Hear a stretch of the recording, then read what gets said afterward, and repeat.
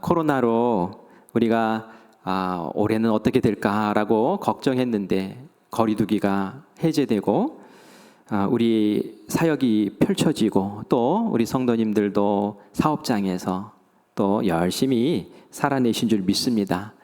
여러분 어깨가 좀 무거워지지 않았어요?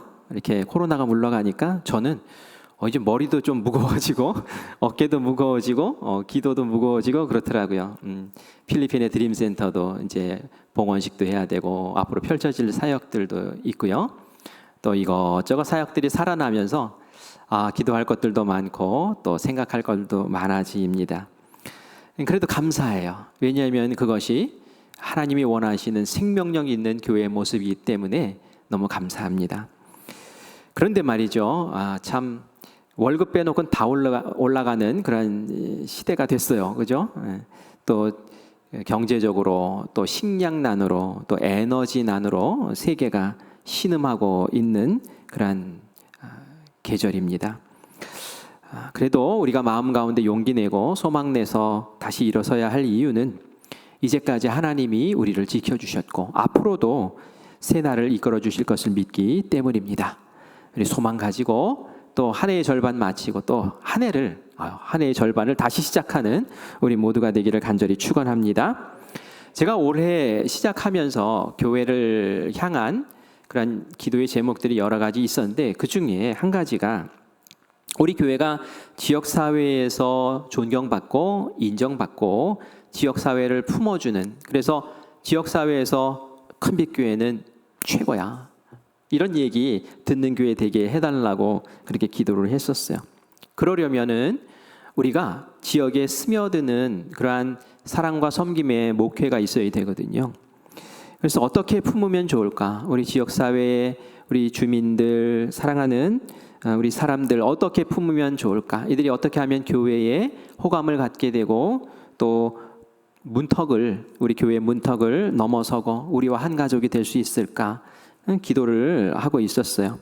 그리고 또 하나 기도 제목이 있다면 우리 교회의 비전센터, 우리 교회 시설들이 참 잘 갖춰져 있는데 이 시설들을 어떻게 하면 잘 활용할 수 있을까? 이것이 잘 활용됐으면 좋겠다라는 마음이 있었습니다.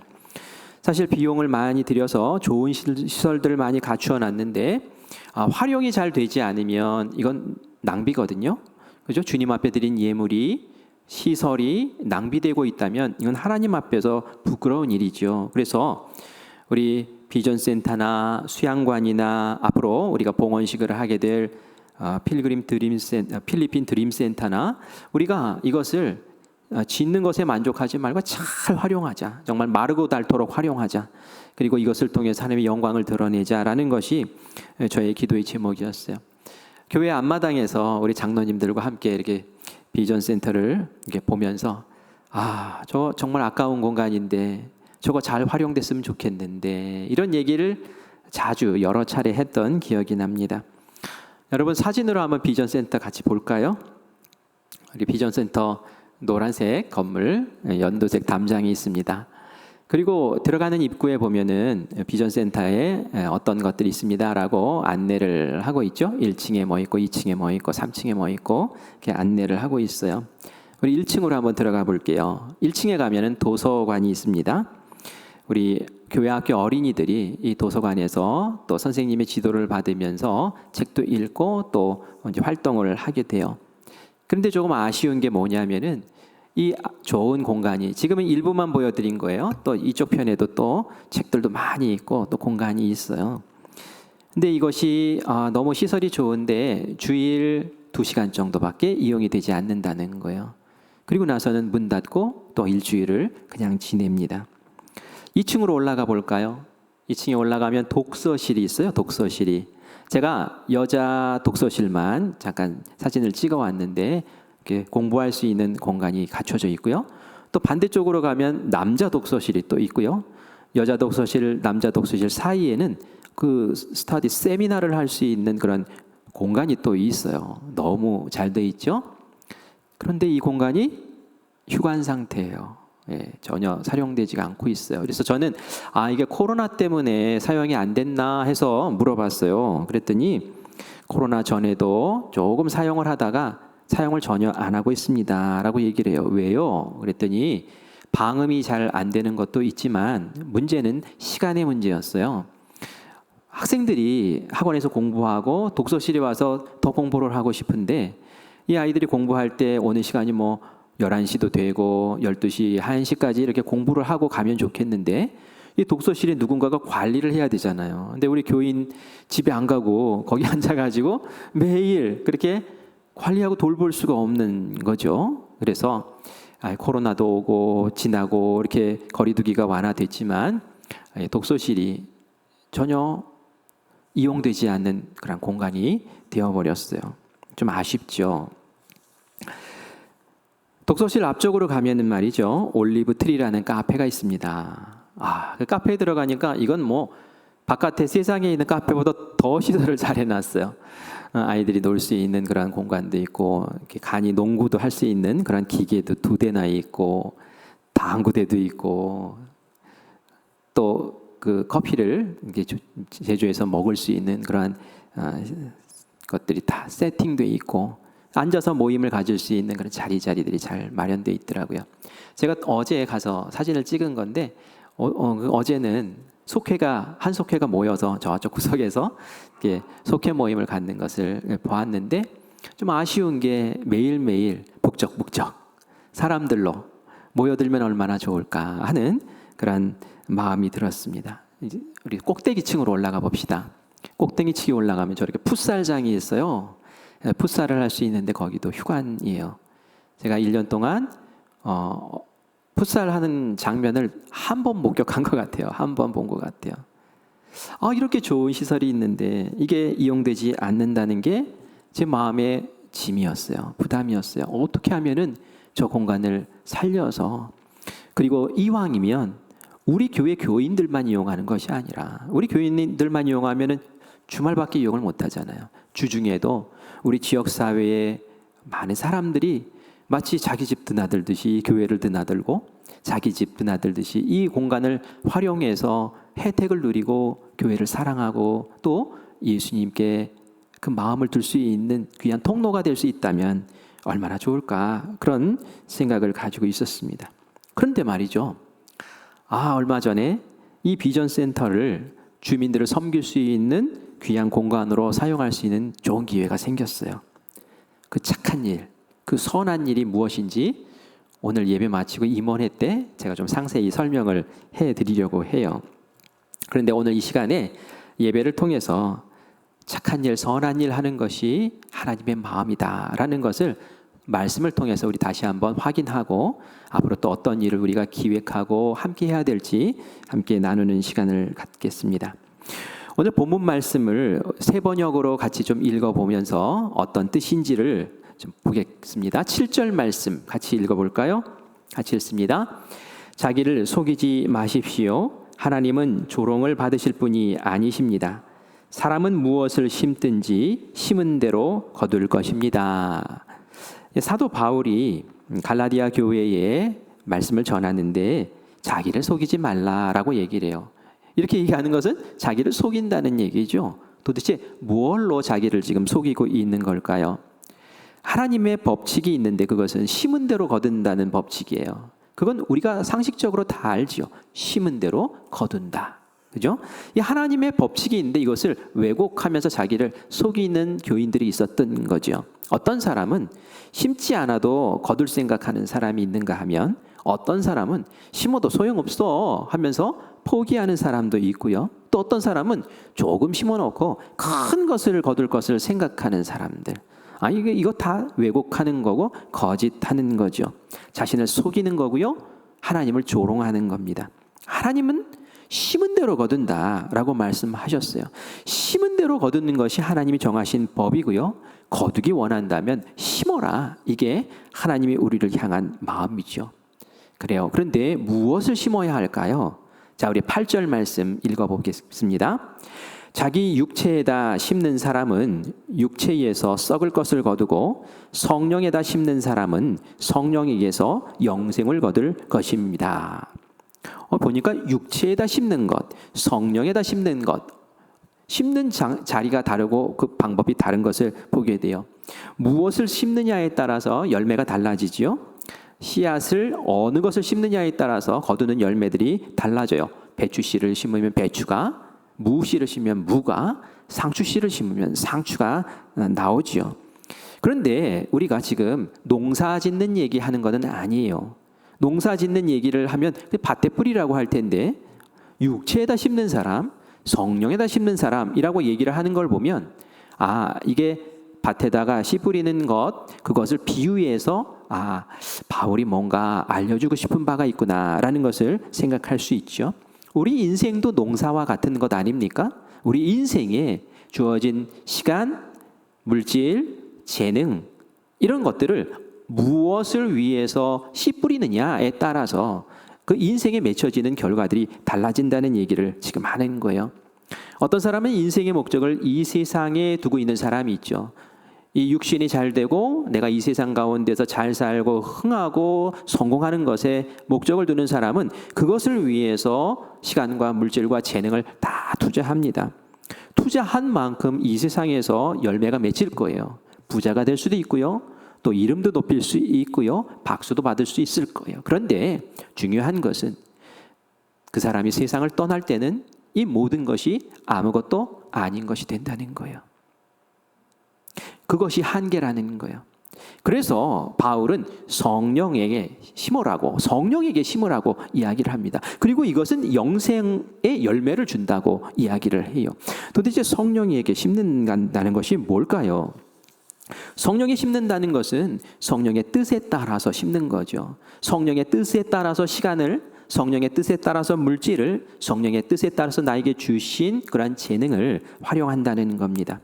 하나님의 나라를 위해서, 하나님이 원하시는 그것을 위해서 무언가 하라는 거예요. 그러면 거기 합당한 열매가 맺히는데 그 열매를 영생처럼 너희들이 받을 수가 있다는 거예요. 그것은 소멸되는 열매가 아니라 우리가 영원히 추구하고 누리고 기뻐할 그러한 열매라는 얘기입니다. 도대체 궁금하죠? 성령께 심는 씨앗, 영생을 거두게 하는 그 씨앗이 도대체 뭘까요? 좀 구체적으로 알고 싶지 않습니까? 우리 9절 말씀 읽겠습니다. 같이 읽어보겠습니다.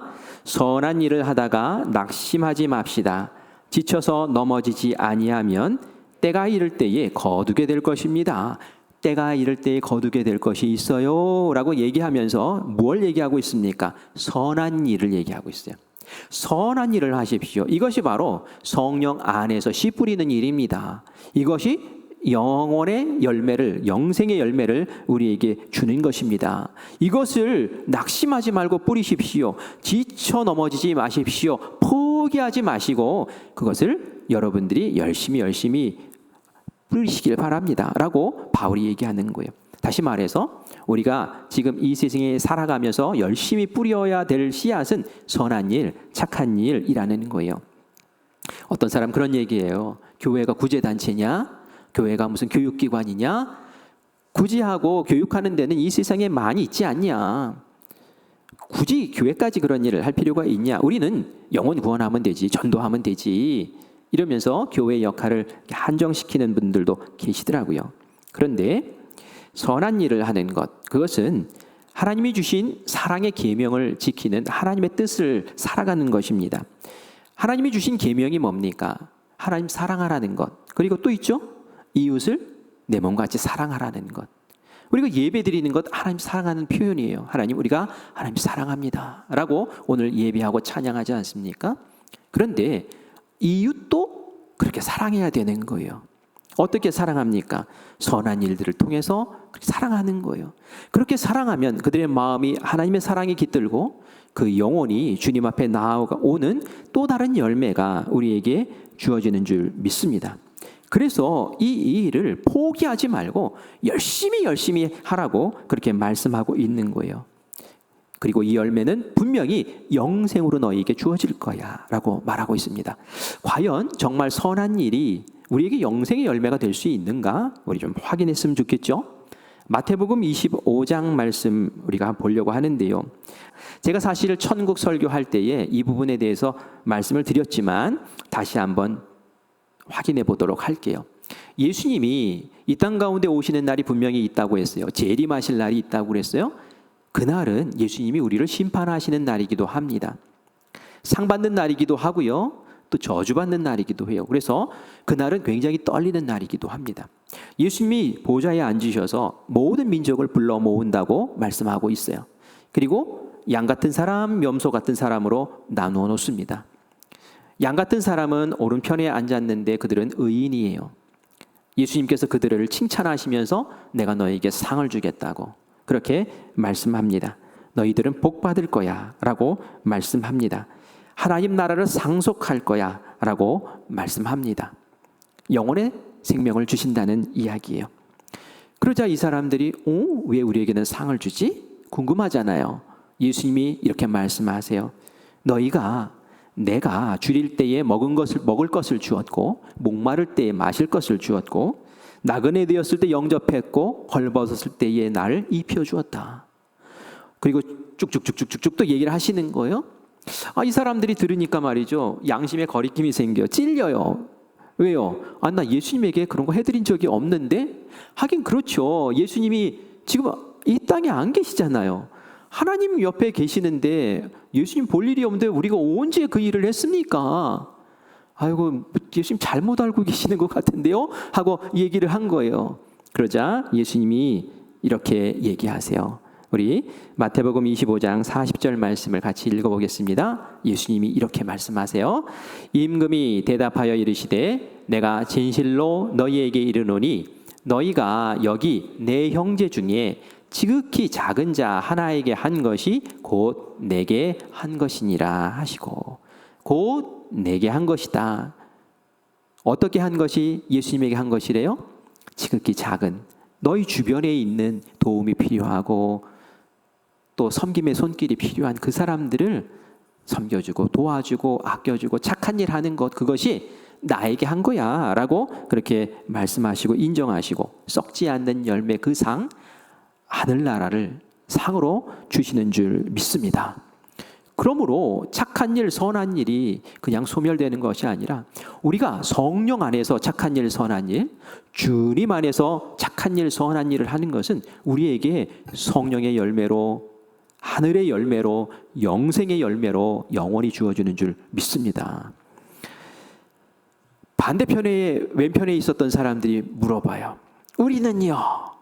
그러니까 예수님이 말씀하시죠. 너희들은 갈 곳이 내가 마련한 마귀들이 갈 곳으로 너희들을 보내겠다. 영원한 불로 지글지글 타고 있는 그곳으로 너희들은 가라. 왜요? 우리가 뭘 어떻게 했길래요? 너희들은 나에게 그렇게 하지 않았어. 나에게 그렇게 하지 않았다는 건 뭡니까? 주변에 착한 일을 해야 될 대상들이 그렇게 있는데 외면하고 너희들만 잘 살겠다고 아둥바둥하면서 시간과 물질과 재물을 다 너희들 자신만을 위해서 썼잖아. 너희들은 갈 곳이 그곳이야. 단지 선한 일을 하지 않았다는 그 이유만으로도 예수님이 이렇게 평가하시고 판단하시는 것을 보면서 우리가 이 땅에 살아있는 동안 무엇을 해야 될지를 다시 한번 잘 생각하고 마음에 추스려야 될 줄 믿습니다. 우리 10절 말씀 같이 읽겠습니다. 본문 10절인데요. 세 번역으로 읽습니다. 시작. 그러므로 기회가 있는 동안에 모든 사람에게 선한 일을 합시다. 특히 믿음의 식구들에게는 더욱 그렇게 합시다. 아멘. 그렇기 때문에 이렇게 선한 일을 하는 것이 영원한 상이 되는 것을 알기 때문에 우리가 이 세상에 살 때에 기회가 있을 때에 그것을 할 수 있는 자리에 있을 때에 죽기 전에 그 선한 일을 열심히 하자는 거예요. 그죠? 근데 그 선한 일을 누구에게 하래요? 믿음의 식구들에게 더욱더 그렇게 하고 믿음의 식구들에만 국한된 것이 아니라 모든 사람에게 선한 일을 하라고 그렇게 말씀하고 있는 거죠. 그래서 우리가 선한 일을 할 때에 우리 믿음의 식구들을 먼저 잘 챙겨야 되죠. 그런데 우리끼리만 이렇게 되면은 이게 어린 거예요. 열려야 되는 거예요. 우리끼리만이 아니라 이 지역에 있는 교회들, 이 지역에 있는 교회들뿐만이 아니라 이 지역에 사는 모든 주민들을 우리가 품어야 될 모든 사람들입니다. 우리가 선을 베풀어야 될 모든 사람들입니다. 라고 생각하며 나아갈 때에 이것이 온전한 선이고 온전한 착한 일인 줄 믿습니다. 선한 일을 하다 보면 지쳐요. 낙심도 돼요. 이거 해야 되나? 그냥 때려치울까? 이런 마음이 들어요. 왜냐하면은 우리가 선한 일을 할 때 혜택을 받는 사람들이, 또 은혜를 입는 사람들이 좀 선한 마음을 가지면 좋은데 아웅다웅 또 하고 뭐 더 주세요 막 이럴 수도 있고, 또 싫은 소리도 나올 수도 있어요. 우리 초대교회 아시죠? 초대교회에 사랑이 충만하니까 교인들이 막 이제 물질을 바치고 그러면서 어려운 사람들 도와주라고 그렇게 해요. 사도들이 이렇게 저렇게 나눠줬는데 입이 푹 나온 사람들이 있었어요. 헬라파 유대인들. 왜 우리는 제대로 안 챙겨줘요? 왜 우리는 이거밖에 안 줘요? 하면서 막 투닥투닥 하는 일이 벌어져요. 선한 일을 하다가, 착한 일 하다가 오히려 그런 일들이 생기더라고요. 이거 하지 말까? 이런 마음 들지 않겠습니까? 그런데 어떻게 했습니까? 하지 말까가 아니었어요. 그래, 우리가 더 기도하고 말씀 보고 더 잘할 수 있는 사람들을 세워서 이 일들을 맡겨서 원활하게 잘 이끌어 나가자. 그렇게 해가지고 초대교회는 사랑과 나눔과 돌봄이 풍성했던 것을 기억을 합니다. 다윗이 말이죠, 사무엘상 22장 말씀 보면은, 그 이후에 나오는 말씀을 보면은 다윗이 사울의 핍박을 받아서 막 도망을 다니죠. 식솔들을 거느리고 목숨을 부지하기 위해서 막 피난 다니던 그런 시절이 있었어요. 그런데 자기 가족 챙겨 먹기도 힘든 이 시기에 다윗을 찾아오는 사람들이 있었어요. 다윗을 돕기 위해서 뭐 밥 사들고 찾아왔을까요? 그게 아니었어요. 보니까 이 사람들도 사울에게 핍박을 받으면서 이렇게 헤매고 다니는, 광야를 헤매고 다니는 사람들이었어요. 그런데 다윗이 그렇게 헤매고 다닌다라는 얘기를 듣고는 우리 다윗에게 가볼까 해서 와가지고는 우리도 함께 머물게 해주세요라고 부탁을 합니다. 다윗의 마음이 힘들죠. 지금 내 가족 챙겨 먹이는 것도 벅찬데, 남의 식구들까지 데려다가 언제 이거 챙겨 먹이고 내가 이거 책임을 져야 되나, 이런 마음이 들죠. 하지만 다윗이 어떻게 했을까요? 그들 다 품어줍니다. 동병상련의 마음으로 이렇게 고난을 함께 헤쳐나가자고 하고 이끌어 나갑니다. 그런데 말이죠, 그렇게 은혜를 받고 도움을 받았으면 다윗에게 깍듯하게 잘해야 될 거 아닙니까? 그런데 보면은 막 투닥거리고 말이죠, 불평하고 원망하는 일이 생겨요. 제가 사무엘상 27장에 있는 일을 한번 하나 소개를 할 텐데요. 다윗이 목숨을 부지하기 위해서 블레셋 왕에게 가서 저를 좀 품어달라고 부탁을 해요. 원수의 나라인데. 그런데 이 블레셋 왕이 좀 마음이 어떻게 됐는지 이 다윗을 품어주고 시글락이라는 마을을 하나 맡깁니다. 너희들 여기 가서 살아라, 여기를 돌봐라 라고 맡겨요. 시글락에서 있는 데에 어느 날 이 블레셋 왕이 다윗을 부릅니다. 내가 사울 왕과 싸워야 되는데 네가 내 편이라면 같이 싸움터에 같이 나가자. 다윗이 마음이 좀 어려웠죠. 하지만 뭐 여기서 아닙니다 하면은 이것도 다 들통나는 거잖아요. 그래서 이제 군사를 이끌고 이제 전쟁터에 나가요. 그런데 이 시글락성에서 장정들이 쫙 빠져나가고 나니까 일이 벌어졌는데, 여러분 아말렉 족속 아시죠? 이게 아주 교활하고 아주 약한데 공격해가지고 뜯어먹는 아주 하이에나 같은 그러한 사람들이에요.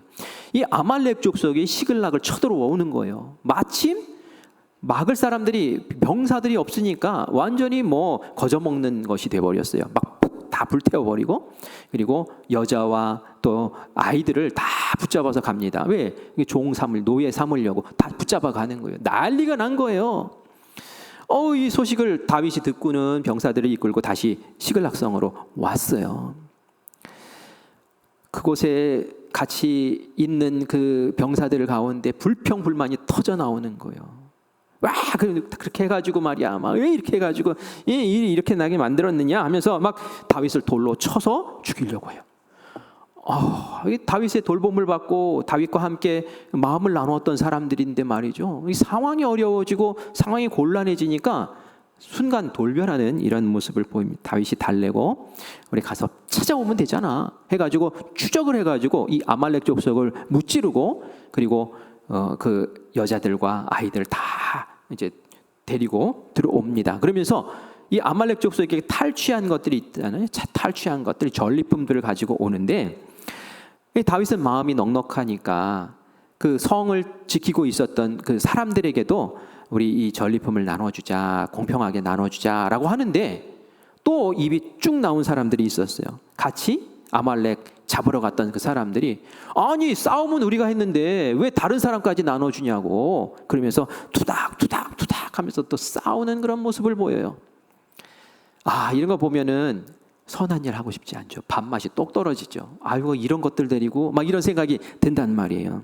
그런데 다윗이 그럼에도 불구하고 그들을 품고 포기하지 않고 선을 베풀고 사랑을 베풀면서 그들을 이끌고 나가요. 결국 다윗이 이스라엘의 왕이 되죠.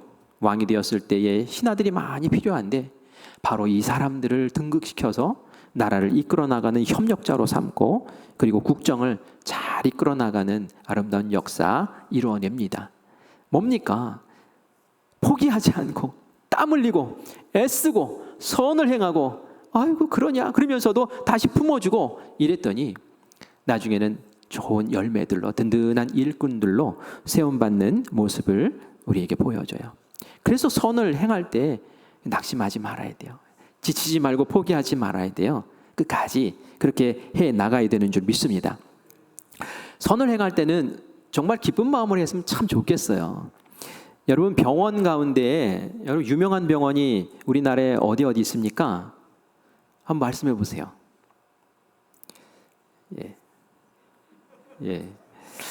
세브란스 병원 여러분 아시나요? 어떻게 아세요? 세브란스 병원 역사가 매우 깊은 병원이죠. 개화 초창기에 생긴 병원인데요. 원래는 세브란스라는 이름이 아니었어요. 원래는 광해원이라는 이름이었어요. 1885년도에 세워진 병원인데요. 이때 맡았던 사람이 알렌 선교사님, 의료 선교사님이 맡아서 했습니다. 근대식 병원으로 이 광해원을 바꾸면서 제중원이라는 이름으로 이름도 바꿨어요. 그리고 이것을 통해서 열심히 의료 활동을 했죠. 우리나라 백성들을 살려내는 그런 귀한 터가 됐습니다. 그런데 왜 세브란스라는 이름으로 병원이 바뀌었을까요? 이 세브란스는 사람 이름이에요. 사람 이름을 거기다 붙여준 거예요. 거기에는 이런 내용이 있습니다. 에비슨이라는 의료 선교사가 그 당시에 일하고 있다가 너무 병원이 작은 거예요. 사람들은 많고 환자들은 많고 그래서 열악한 환경 가운데 더 이상은 안 되겠다. 내가 미국에 가서 본국에 돌아가서 사람들에게 호소하고 그리고 이들에게 이제 모금을 해서 병원을 제대로 한번 지어보자 하는 마음으로 들어왔어요. 1889년도에 뉴욕에서 국제 선교사 대회가 열렸는데 선교사님들이 다 모여가지고 이제 보고하는 자리거든요. 그곳에서 한국이 이렇습니다. 그들의 의료 환경이 이렇습니다. 그들의 생활 환경이 이렇습니다. 하면서 쫙 설명을 하고는 그런데 그곳의 재중원을 통해서 지금 우리가 이렇게 애쓰고 노력하고 눈물 흘리고 있는데 너무 열악합니다. 도와주세요. 라고 했더니 그 자리에 참석했던 사람이 누구였을까요? 세브란스라는 사람이 마음에 감동을 받아가지고 자기 재산의 일부를 팔아서 정리해서 그렇게 해가지고 넘겨준 것이죠. 1990년도에 그런 일이 있었고요. 1994년에 드디어 남대문 밖에 병원을 짓고 이 재중원이라는 이름을 그 사람의 이름을 따서 세브란스라고 바꿨고요. 의료 활동이 더 활발하게 펼쳐졌어요. 지금 세브란스 병원이 얼마나 큽니까? 그리고 세브란스 병원이 한 곳에만 있는 게 아니라 여러 곳에 있잖아요. 예수님의 정신으로 의료 활동을 하고 있는 귀한 기관이 된 줄 믿습니다. 이런 일들이 벌어지니까 이 에비슨 의료 선교사가 너무 감사하죠. 그래서 세브란스에게 편지를 보냈어요. 미국에 있는 세브란스에게 편지를 보냈는데 저 앞에 보면 저 흉상이 세브란스 얼굴입니다. 그런데 이분에게 당신이 도와주셔서 이렇게 아름다운 병원도 짓고 환자들을 치료하다가 이들이 은혜를 받고 또 교회에 나오는 귀한 기독교인들이 됩니다 라고 이렇게 이야기를 하며 정말 감사합니다 라고 편지를 보냈어요. 그러자 세브란스가 답장을 보냈는데 그 답장 가운데 내용이 저 흉상 옆에 면에 이렇게 기록이 되어 있어요. 잘 안 보이죠? 그래서 제가 읽어드릴게요. 편지 내용 가운데 일부입니다. 도움을 받는 당신의 기쁨보다 도움을 줄 수 있는 내 기쁨이 더 큽니다. 이런 말을 남겼어요. 돕는 게 더 큰 기쁨이라는 거예요. 도울 수 있는 그 자리에 서 있는 것이 더 기쁨이라는 거예요. 정말 이 세브란스라는 분은 정말 기쁨으로 일을 했구나, 기쁨으로 선한 일을 감당했구나라는 것을 우리가 이 글을 통해서 볼 수 있죠. 이분이 심은 씨앗은 25,000달러였어요. 그 당시 25,000달러를 이렇게 기부를 했고 그것을 한국에 심은 거예요. 세브란스가 심은 그 씨앗이 이렇게 큰 병원들로 우리 국민들에게 아름다운 선을 베풀면서 그렇게 지금까지 든든히 세워지고, 웬만한 국민들은 세브란스라는 이름을 알잖아요. 그 이름이 우리나라 대한민국 국민들의 이름 입에 그렇게 오르내리는 이름이 되게 하신 줄 믿습니다. 이 세상에서도 그렇게 이름이 명예로운데 하나님 나라에 설 때에, 하나님 앞에 설 때에는 하나님이 얼마나 칭찬하시겠어요. 저가 심은 것은 정말 씨앗과 같은 것이었어요. 하지만 하나님께서 보시는 것은 어마어마하고 거대한 열매로 저에게 갚아주실 줄 믿습니다.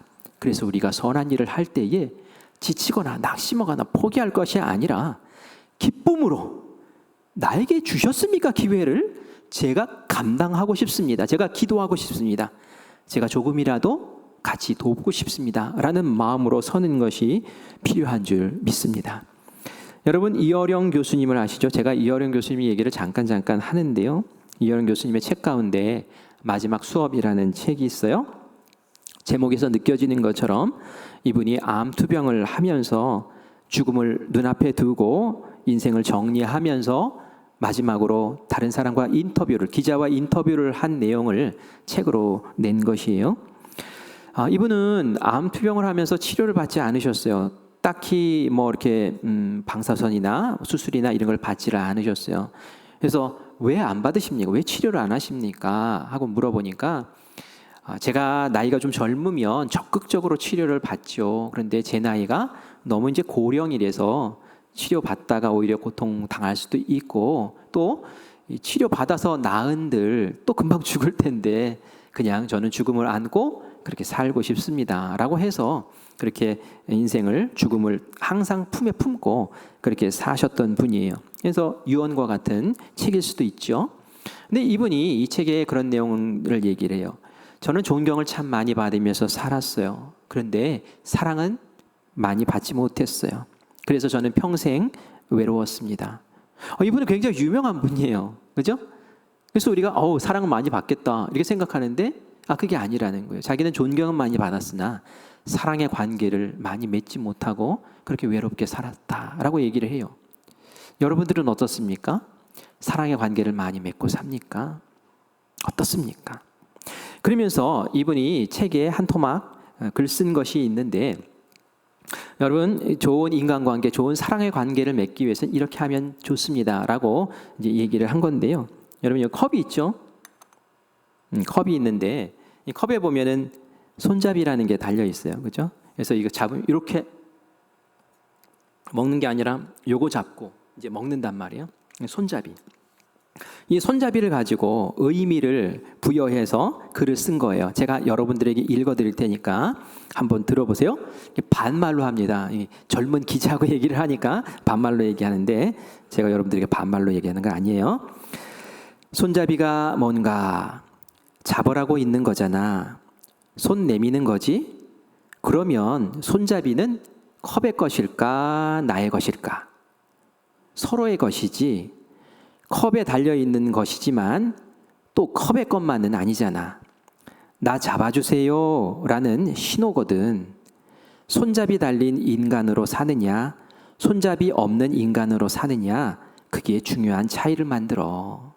다시 말해서 이 손잡이라는 것은 이 컵의 소유죠. 컵 것이죠. 그러나 이 손잡이를 만들었을 때는 저를 잡아주세요 라는 의미로 손잡이가 달려있는 것이고, 이것을 딱 잡을 때 이 손잡이가 의미 있는 것이 되고 서로를 연결시켜주는, 서로를 사랑의 관계로 맺어주는 그러한 귀한 도구가 된다는 거죠.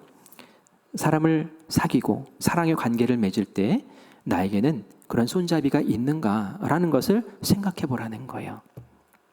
저는 그 손잡이가 선한 일, 착한 일, 사랑을 나누는 일이라고 생각을 해요. 그런 손잡이를 많이 만들어야 돼요. 그리고 이 손잡이를 잡아라고 내밀 줄 알아야 돼요. 예수님이 99마리의 양을 놓아두고 한 마리 잃은 양을 찾기 위해서 가셨어요. 그 양이 절벽에 떨어져 있을 수도 있고요. 가시덤불 속에 갇힐 수도 있어요.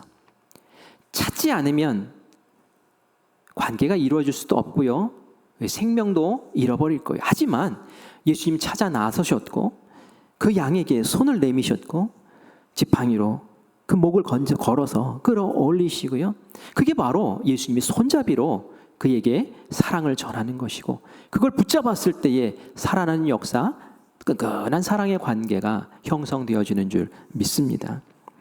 예수님이 이 땅 가운데 오신 이유가 뭡니까? 우리가 설교를 마치면 바로 이제 성찬식을 하는데, 하나님이 예수님을 이 땅 가운데 보내주신 이유가 뭐예요? 하나님과 우리 사이에 손잡이를 만드신 거예요. 사랑의 손잡이를 만드신 거예요. 내가 너를 사랑한다. 네가 나를 붙잡았으면 좋겠어. 그런데 그 사랑의 손잡이가 바로 예수님이야. 예수님을 내가 너희에게 보낼 거야. 예수님이 십자가에 달려서 너희를 위해 죽으실 거야. 너희들 그 예수님을 잡으면 돼. 그러면 너희는 나와 하나가 되는 것이고 나와 사랑의 관계로 맺어지는 거야. 하나님은 우리에게 이런 역할을 하기를 원하세요. 선한 일, 착한 일.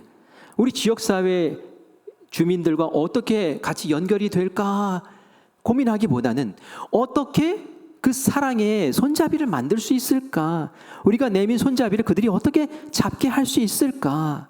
그 손잡이는 도대체 뭘까? 라는 것을 고민한다면 하나님께서는 이 지역에 있는 예수님을 알지 못하는 많은 사람들을 우리와 함께하게 만들고 또 하나님과 연결시키는 아름다운 역사를 이루실 줄 믿습니다.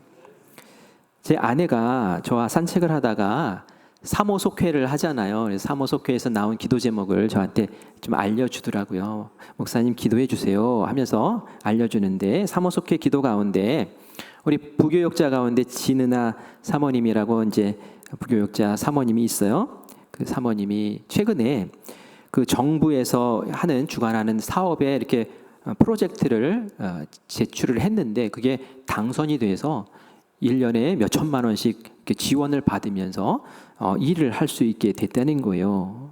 그래서 와, 잘 됐네. 그런데 그 일을 할 때에 뭐 시간은 언제부터 시작하면 좋을지, 또 장소는 어디서 하면 좋을지 이제 고민이 돼서 기도하라고, 나도 기도해 주겠다고 이제 그렇게 얘기를 했다고 그러더라고요. 그래서 이제 궁금한 거예요. 도대체 뭐가 당선이 됐지?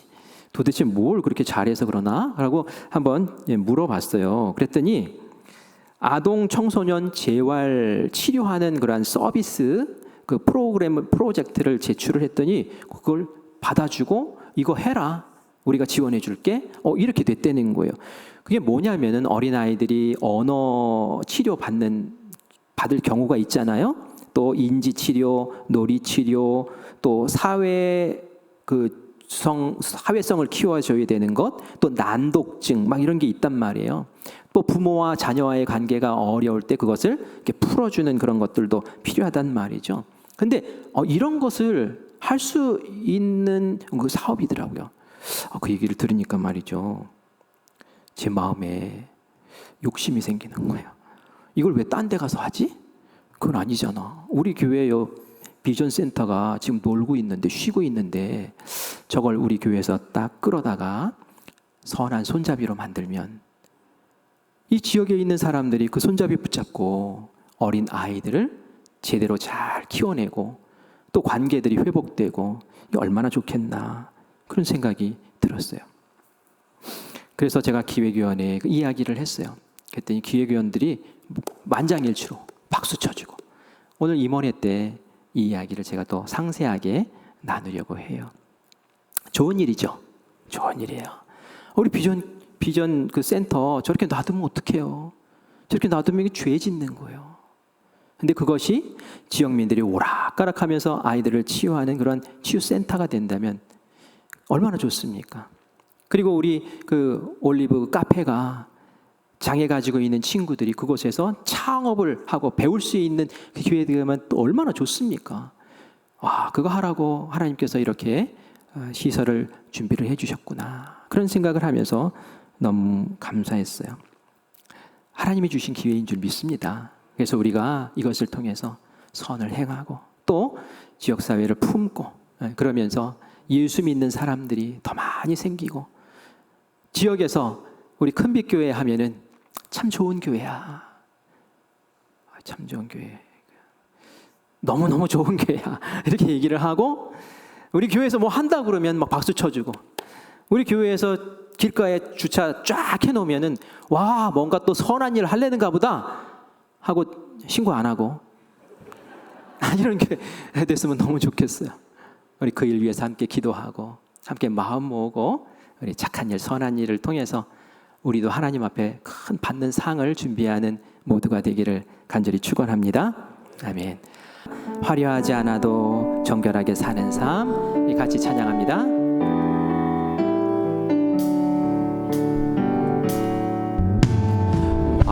화려하지 않아도 정결하게 사는 삶, 가진 것이 적어도 감사하며 사는 삶, 내게 주신 작은 일 나눠주며 사는 삶, 이것이 나의 삶의 행복이라오. 내게 주신 작은 일, 눈물 날 일 많지만 기도할 수 있는 것, 억울한 일 많으나 주를 위해 참는 것, 비록 짧은 작은 삶 주 뜻대로 사는 것, 이것이 나의 삶의 행복이라오. 이것이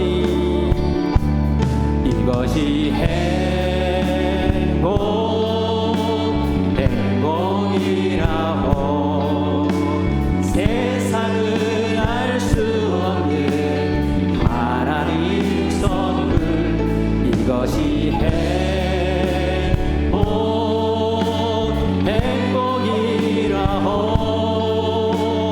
하나님의 자녀로 살아가는 것, 이것이 행복이라오. 이것이 행복이라오. 이것이 행복이라오.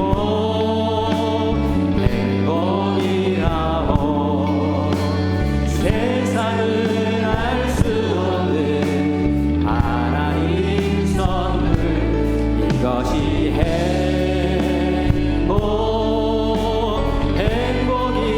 행복이라오. 하나님의 자녀로 살아가는 것, 이것이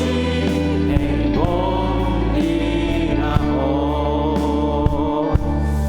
기도하겠습니다. 제가 기도합니다. 심은 사람이 심은 대로 열매를 거둡니다. 이것이 하나님이 정하신 법칙입니다. 썩어 없어질 것을 위해서 심는 사람은 썩어 없어질 것을 받고 놓쳐버릴 것입니다. 하지만 성령 안에서 하나님의 나라를 위해 심는 사람은 영생의 상으로 하늘을 받을 줄 믿습니다. 우리에게 기회를 주셨습니다. 착한 마음으로, 선한 마음으로 주님의 귀한 사랑의 손잡이를 만들게 하시고, 이것을 통해 지역에 주님을 알지 못하는 이들을 섬기게 하시고 그들의 마음을 감동시키게 하시고, 세브란스 작은 병원을 주님께서 역사하셔서 놀라운 은혜의 터로 삼으셨던 것처럼 우리에게도 그런 은혜를 베풀어 주시옵소서. 예수님의 자녀로 이 세상에 목숨 걸고 사는 것이 아니라 하늘에 소망을 두고 살게 하시니 은혜를 감사합니다. 그리스도인으로서 사는 것이 행복입니다.